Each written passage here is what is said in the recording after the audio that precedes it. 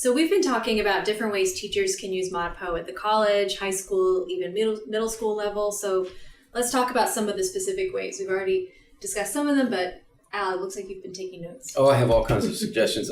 Organize a school project. So create a non-credit, non-course gathering of people, teachers and students interested in modern poetry. This works really well at a high school level, but it could also work for middle school. I've got one. If your students are involved in ModPo when it's happening in the fall, and your students are like many of us and find the discussion forums really overwhelming, there's so many threads and so many posts, and a fun assignment could be start a discussion thread, start a topic, and make sure everyone in your class knows where it is so that they can respond to your topic, but also be prepared for other people in ModPo to respond to your topic and start a conversation. And depending on the level of your classroom, you could make this very structured, start X many topics and have X many replies to that topic and make sure you respond to the responses. You could leave it more open-ended depending on the level of your classroom. But give your students an into the discussion forums, like in a very structured way. Interesting. Teachers could actually teach inside the thread that's set up by those students. Mm-hmm. So ModPo is part of a bunch of related resources here in Philadelphia. The Kelly Writers House, which is a public, open literary arts center. Pen Sound, which is an online archive, the internet's largest online archive of recorded poetry. And Jacket 2, which is an open access journal of poetics, scholarship, and research, and interviews, and book reviews, and multimedia. So let's talk a little bit about how teachers can use ModPo's related resources. And Jessica, director of the Kelly Writers House, would you like to say something about what you tell teachers who approach you wondering sort of what can Writers House do for me in my classroom? How can my students get access to Writers House? All of our events are posted ahead of time, and you can find out what time they're showing, and you can watch live pretty much anything we do. We welcome people also to come to Writers House, and we love it when classes come.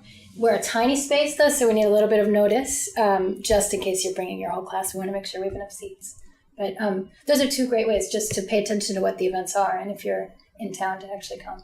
And I'm going to say quickly that I've assigned my students a requirement in which they must attend a live event during the course of my class, and that includes streamed programs at the Writers House. Oh, that's great. That's really wonderful. And it's been great. I mean, it's amazing how many students have never seen a live poetry reading or literature reading before, and it can make a tremendous impact on them, especially if they live in an area where there aren't a lot of programs happening. There's no big arts center, there's no bookstore, there's no lecture hall. One great advantage of our setup is that you actually don't have to tune in live. We also put everything online, and it's always available. It's available whenever you want to see it. So, what about Pen Sound? Would you say something about Pen Sound? Well, Pen Sound's the basis of this whole thing. I mean, ModPo really comes from a course I've been teaching for many years locally called English 88, and Pen Sound and the Writers House. Those three things have really fed it, and then more recently Jacket 2. So Pen Sound recordings of poets reading their own poems allow us, without seeking permission because we have an institutional relationship, to add this recording of the poets into the ModPo syllabus. And all of them, I guess about 95% of them, come from Pen Sound. Mm-hmm. And what we hope is that people, when they get to this point in the ModPo syllabus, will not simply go to the single MP3 that's in your URL box at the top and just listen to that one poem, but will actually go to Pen Sound and look at all the other recordings.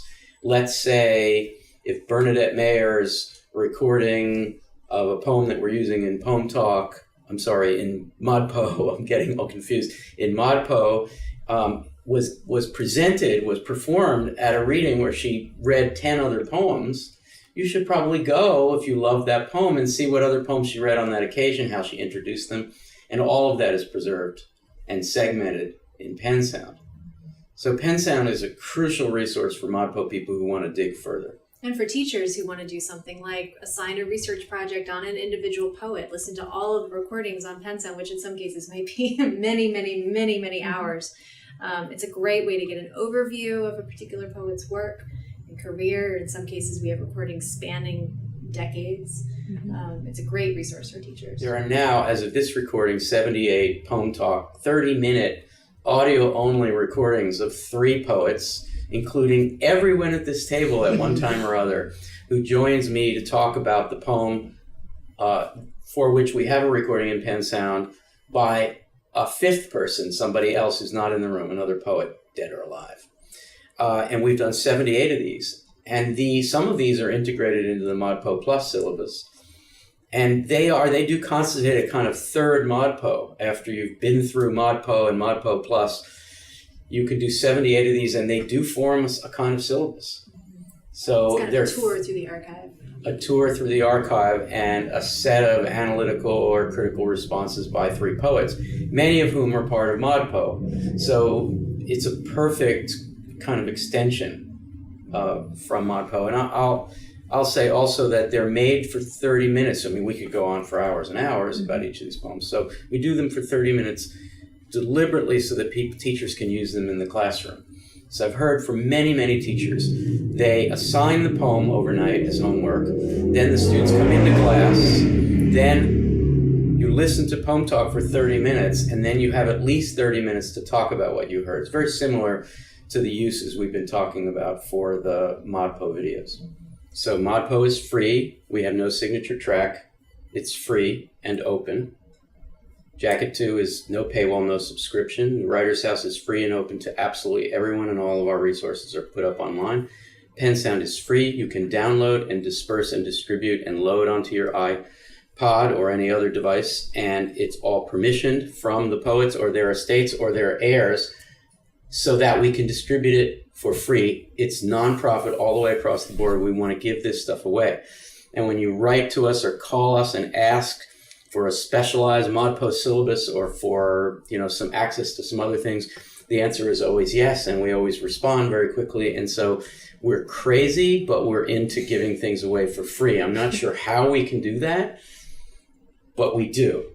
And this goes to the value of what ModPo is about. We are not out to make money. We're not out to commercialize. We're not out to corner a market. And we're not, frankly, out to disrupt anything. Now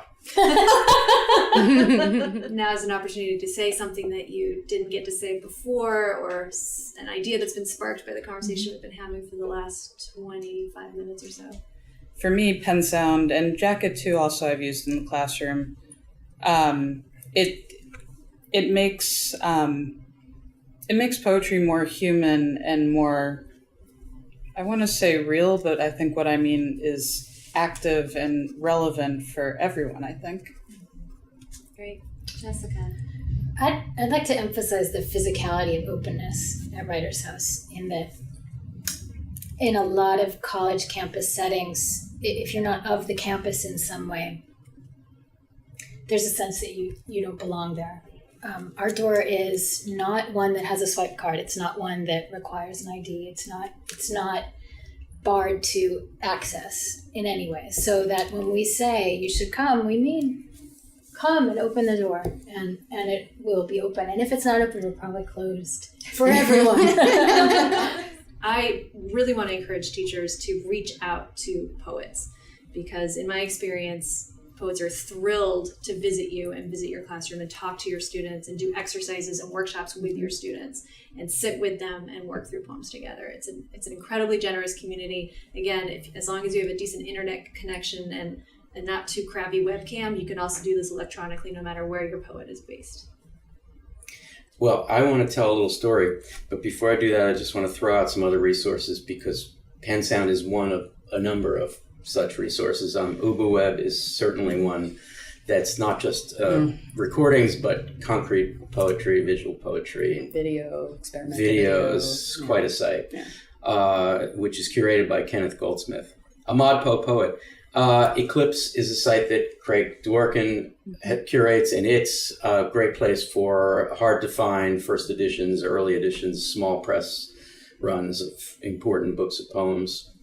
And Spoken Web, which is a relatively new Pen Sound-like audio archive that's based in Montreal, which specializes in Montreal-based poetry, recordings of readings in Montreal from I think, the late 60s through maybe the 80s, and it's an emerging site that's great, and there are others. But mostly what I want to say is that these materials and the opportunity that I've had to be associated with all these free, open source, open access materials means that the fantasy we all have that we will teach lots and lots of different kinds of people in different spaces, in different places, is not just a fantasy sometimes. I am a teacher, we are all teachers, and that's what this stuff makes us realize, that once a teacher, always a teacher. And I'll teach anyone, anywhere, and fortunately it's true virtually as well.